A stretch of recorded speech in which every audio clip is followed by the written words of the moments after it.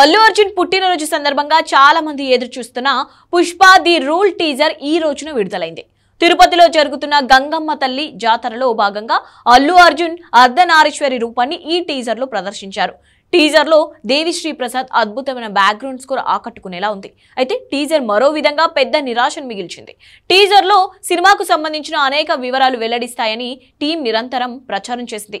కానీ టీజర్ లో అల్లు అర్జున్ రివీల్ చేసే ఒక సన్నివేశం మాత్రమే ఉంది, మిగతావి లేవు. టీజర్ ఫైట్ సీన్ వీడియోలా ఉంది. ఇది సినిమాలోకి ఇతర పాత్రలు లేదా కొత్తగా ప్రవేశించిన పాత్రలను చూపలేదు. టీజర్ లో అల్లు అర్జున్ చూపించిన లుక్ కూడా ఫస్ట్ లుక్ లోనే విడుదలైంది కాబట్టి టీజర్ కొత్తదనాన్ని అందించలేదు.